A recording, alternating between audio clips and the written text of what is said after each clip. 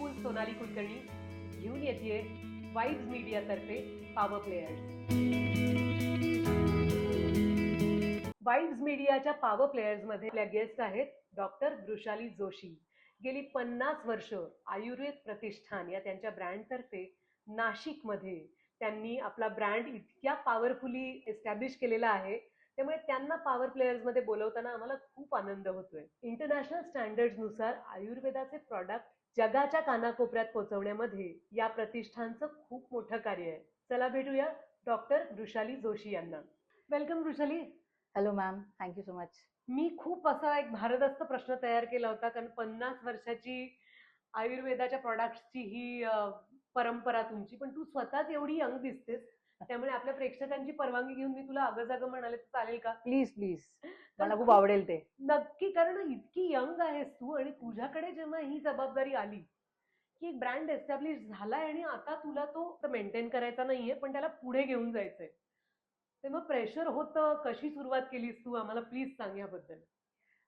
माझ्या सुरुवातीच्या आधी मी याच्या आधीचा एक थोड्या प्रवासाबद्दल सांगेन. आमच्या कंपनीच्या ज्या फाउंडर आहेत श्रीमती शीलावती गडकरी, म्हणजे माझी आजी, तिने हा जो प्रवास आहे हा 1972 मध्ये चालू केला.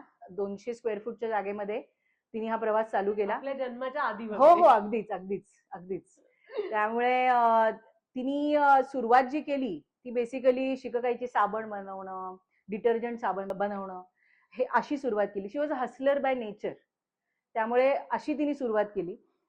हे करत असताना ती एका औषधी कारखान्यामध्ये काम करत होती, जिथे आयुर्वेदिक चूर्ण आणि कॉम्बिनेशन्स बनवत असत. तर त्यामुळे तिने तिथे काही वैद्यांचे काही फॉर्म्युलेशन्स बनवून द्यायला चालू केलं. आणि शी गॉट अर आयडिया की कसं आपण याला थोडं मॉनिटाईज करू शकतो.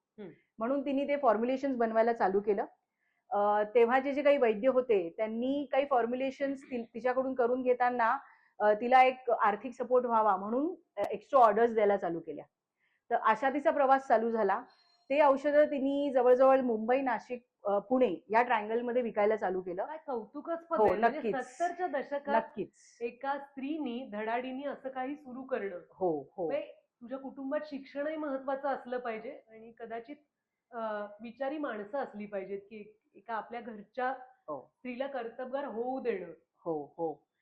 तिने हा प्रवास चालू करत असताना तिच्याबरोबर माझी आई म्हणजे ऐश्वर्या गडकरी ही फॅमिलीत येताना, म्हणजे तिची सून, हिनीही तिला साथ दिली.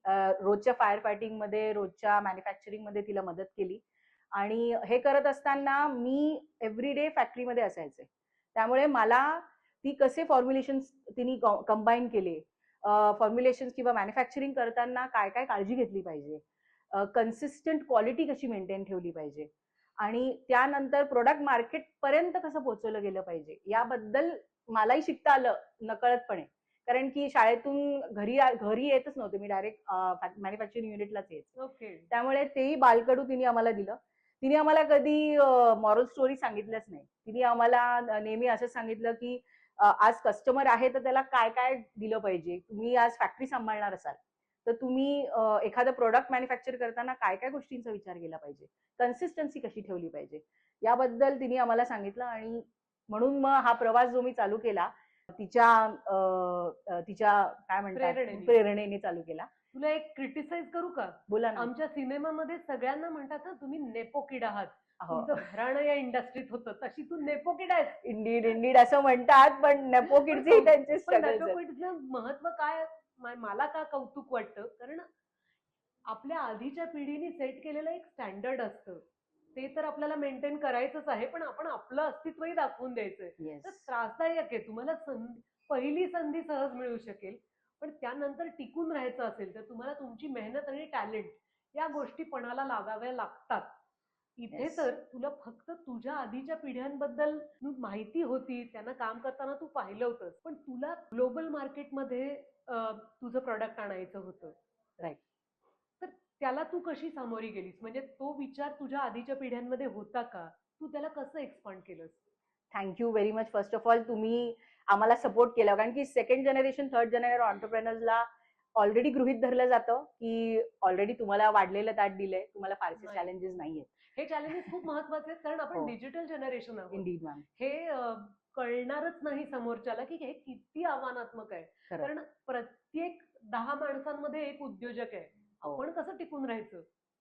आता तुमच्या प्रश्नाचं उत्तर द्यायचं झालं तर आज क्वालिटी मॅन्युफॅक्चरिंग किंवा क्वालिटी स्टँडर्ड्स मेंटेन ठेवायचे असतील तर ऑलरेडी आपल्या महाराष्ट्रामध्ये किंवा इंडियामध्ये काही रेग्युलेटरी बॉडी अथॉरिटीज आहेत, जसे FDA आहे, आयुष आहे. त्यांनी काही कंप्लायन्सेस राईट्स किंवा रूल्स दिलेले आहेत. त्या अंडर तुम्ही मॅन्युफॅक्चरिंग करणं गरजेचं आहे. तर त्यामधले जे पॉइंट्स आहेत, पहिलं म्हणजे गुड मॅन्युफॅक्चरिंग प्रॅक्टिसेस. तुम्ही तुमची कंपनी कशी सेटअप करता, त्याचे रूम्स, इव्हन प्रत्येक रूम कसं असलं पाहिजे, त्याचे डायमेन्शन्स कसे असले पाहिजे, याबद्दल प्रॉपर डिटेल्स दिले गेले आहेत. प्लस तुम्ही सोर्सिंग कुठून करता, जे मॅन्युफॅक्चरिंगसाठी जे हर्ब्स तुम्ही आणताय ते ऑर्गॅनिक बेस्ड आहेत का, ते त्यांचं सर्टिफिकेट ऑफ अनालिसिस झालं पाहिजे, डॉक्युमेंटेशन झालं पाहिजे, लॅब टेस्ट म्हणजे तुमच्या कंपनी अंडर एक लॅब असलीच पाहिजे जिथे तुम्ही फिजिकल केमिकल टेस्ट केली पाहिजे. प्लस तुम्ही जो काही डेटा मेंटेन ठेवताय त्याचं बॅच मॅन्युफॅक्चरिंग रेकॉर्ड असला पाहिजे. म्हणजे तुम्हाला जर काही कंप्लेंट आली मार्केटमधून तर त्याचं बॅक ट्रॅकिंग करता यावं. तर ह्या सगळ्या पॅरामीटर्स अंडर आपल्याला क्वालिटी अश्युरन्स देता येतो.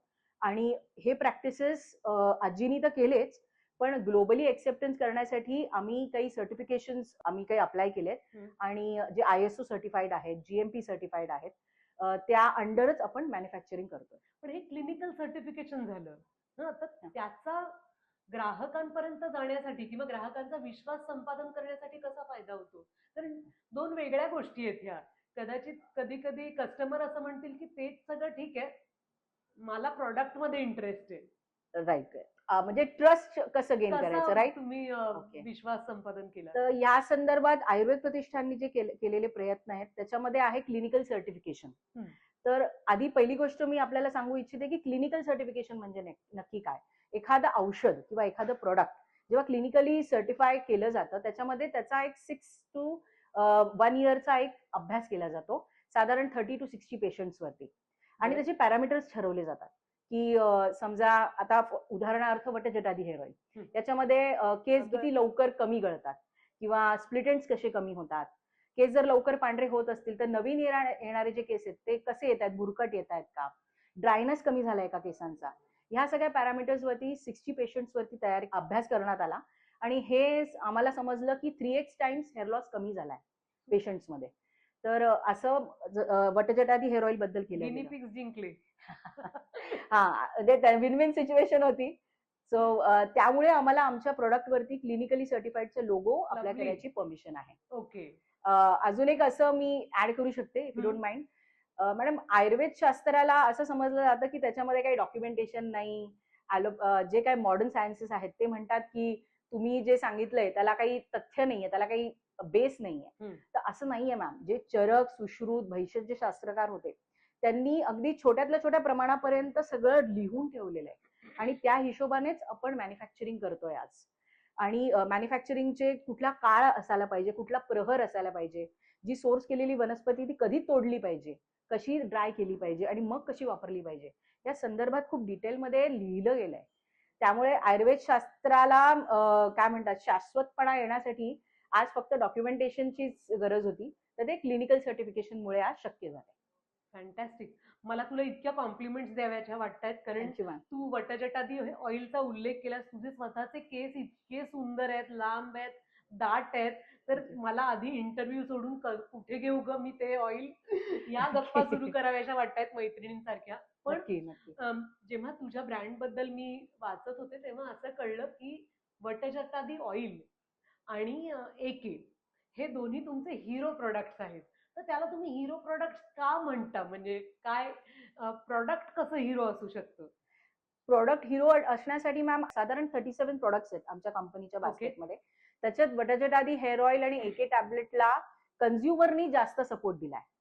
म्हणजे पॉप्युलर आहे, फेवरेट आहे. Yes ma'am, yes ma'am. Okay. म्हणजे आजीनी चालू केल्यापासून किंवा आईनी सुद्धा त्याच्यामध्ये हातभार लावल्यापासून साधारण 1978 पासून या दोघांचं मॅन्युफॅक्चरिंग चालू झालं. तेव्हा तर ऑलरेडी ट्रस्ट जिंकलाच होता, पण आता आपण लोकांपर्यंत विविध माध्यमातून पोहोचतोय, जसं की डिजिटल मार्केटिंग तर्फे किंवा विविध इंस्टाग्राम तर्फे. इंस्टाग्राम मध्ये आपण काही पॉडकास्ट, काही माहितीपर पॉडकास्ट करतोय, तर त्याच्यातून लोकांना अवेअरनेस आपण डेव्हलप करतोय. आणि अशा रीतीने आपण कस्टमर्सला सांगतोय की आमचं प्रोडक्ट हे तुमच्या विविध जे केसांच्या रिलेटेड प्रॉब्लेम असेल किंवा एके टॅबलेट जे एक अँटी कॉन्स्टिपेशन टॅबलेट आहे. आज कॉन्स्टिपेशनचा खूप प्रॉब्लेम आहे, कोणालाही असो, पुरुष, स्त्री, लहान मुलं, प्रत्येकाला हा प्रॉब्लेम आहे. तर या संदर्भात त्याचं सोल्युशन कसं चांगल्या रीतीने आम्ही देतोय, त्याच्यामध्ये वापरलेले जे इन्ग्रेडियंट्स आहेत ते तुमच्या pin point solution, one stop solution कसं देऊ शकतात. मग तुम्हाला एके टॅबलेट संदर्भात गॅसेस असो किंवा खूपच त्रास होत असेल, पेन होत असेल मलविसर्जन करताना, तर ते कसं कमी होऊ शकेल. वटाचे डादी हेअर ऑइल संदर्भात केसांसंदर्भातला कुठलाही इश्यू असो तो कसा कमी करता येईल. आयुर्वेदाबद्दल ना ग्राहकांच्या मनात एक विश्वासार्हता असते की अरे यांनी काही अपाय होणार नाही, पण टॅबलेट बद्दल मनात एक साशंकता असते की याचं ऍडिक्शन तर नाही होणार ना.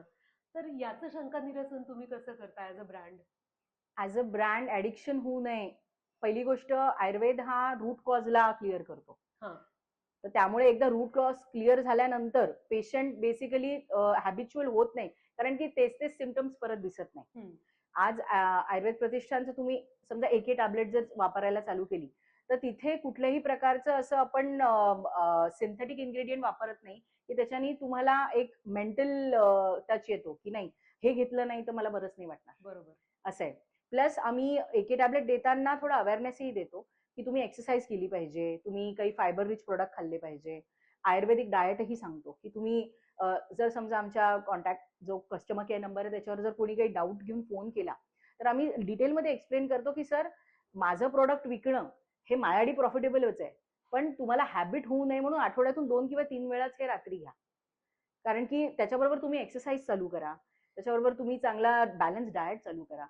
तर आणि मला माझं नुकसान करून घ्यायचं नाहीच आहे, पण तुम्हाला फायदा म्हणून सांगते, कारण की हॅबिट फॉर्मिंग होऊ नये ह्याच्यासाठी आम्ही हे पॅरामीटर्स आम्ही म्हणजे अंडरस्टँड इन अ वे एक काउन्सिलिंगही प्रोव्हाइड केलं जातं. Indeed, yes. आणि आयुर्वेद प्रतिष्ठानचे जे प्रोडक्ट्स आहेत ते कुठल्या दुकानांमध्ये उपलब्ध असतात की फक्त तुमच्या वेबसाईटवर? आमच्या वेबसाईटवर तर आहेतच मॅम, पण आम्ही आमच्या वेबसाईट बरोबरच ऑफलाईन सुद्धा अवेलेबल आहोत. विविध रिटेल जे सप्लाय चेन आहे, डिस्ट्रीब्युटर, स्टॉकिस्ट यांच्यातर्फे सुद्धा आम्ही हे प्रोडक्ट्स लॉन्च केले गेले आहेत आणि हे बरेच वर्ष झाले हे डिस्ट्रीब्युटर थ्रू ऑफलाईनच जास्त अवेलेबल होते. सिन्स लास्ट 5 to 6 इयर्स आम्ही ऑनलाईन याचा सेल चालू केलेला आहे. आणि आपले हिरो प्रोडक्ट्स जे आहेत त्याची ओळख झाली, पण आम्हाला जास्त प्रोडक्ट्स बद्दल तू सांगशील की कशा कशा बद्दल तुझ्या ब्रँडनी उपाय सुचवलेले आहेत? Indeed ma'am. एके आणि वटजटानंतर आमचे काही असे प्रोडक्ट्स आहेत, टॅबलेट्स आहेत, ग्रॅन्युल्स आहेत, सिरप्स आहेत, जे आम्ही डॉक्टर्स थ्रू पेशंट किंवा कस्टमर्स तर्फे पोहोचवतो. एके आणि वटजटादी हे ओव्हर द काउंटरही तुम्हाला अवेलेबल आहे. पण समजा स्किनसाठी स्वानंदवटी आहे, नंतर नावच किती छान आहे. नंतर डोळ्यांसाठी नयनप्राशवटी आहे, किंवा मुलींमध्ये काही इरेग्युलर पिरियड्स असतात, पीसीओडीचे इश्यू, त्याच्यासाठी कुबेरवटी आहे. अशा विविध टॅबलेट्स आहेत जे आम्ही मार्केटमध्ये अवेलेबल करून देतो आणि डॉक्टर्स प्रिस्क्रिप्शन नंतर ते त्यांच्यापर्यंत पोहोचतात आणि त्यांना रिझल्टही येतो. तर अशा रीतीने आम्ही फॉर्म्युलेशन असे सेट केले गेले की ज्याच्यानी पेशंटला रूट कॉज थ्रू रिझल्ट मिळेल. गेली 3 पिढ्या आयुर्वेद प्रतिष्ठानचं काम चालू आहे. तुम्ही वेल एस्टॅब्लिश्ड आहात ऑलरेडी वृषाली. पण आता इथून पुढे तुला कुठे घेऊन जायचंय तुझ्या ब्रँडला? कारण कधी कधी एक बरं वाटतं ना की चांगलं चाललंय आपलं. तुला असं वाटतंय का तुझा सॅच्युरेशन किंवा कंटेनमेंट पॉइंट आलाय की तुला अजून पुढे जायचंय? ऑफकोर्स मॅम, ऑफकोर्स मला आयुर्वेद प्रतिष्ठानचं नाव फक्त महाराष्ट्र आणि इंडियात नाही, ग्लोबली घेऊन जायचंय. आज आयुर्वेदाला ग्लोबल एक्सेप्टन्स आलेला आहे. तर ह्यासाठी म्हणून आयुर्वेद एक ग्लोबल सायन्स म्हणून सुद्धा एक्सेप्ट झालेला आहे. तर त्या संदर्भात एक 2 गोष्टी सांगते. आज भारतात फक्त आयुर्वेद उपयोगी नाही ठरत आहे.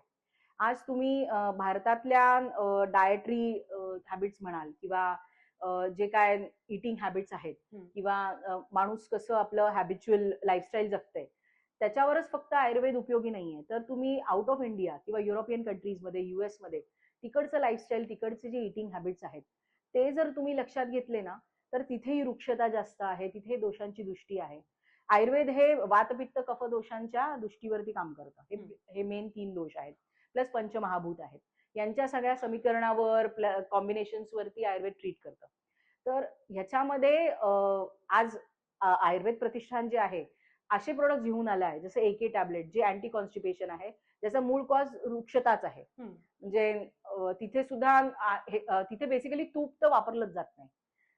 तिथे परदेशी राईट युरोपियन कंट्रीजमध्ये आणि अमेरिकेमध्ये तिथे बॅलन्स डाएट हा कन्सेप्ट वेगळा आहे, जो जास्त नॉन व्हेजिटेरियन कडे झुकणारा आहे. त्यामुळे पचनशक्ती ही लवकर खराब होण्याची शक्यता आहे.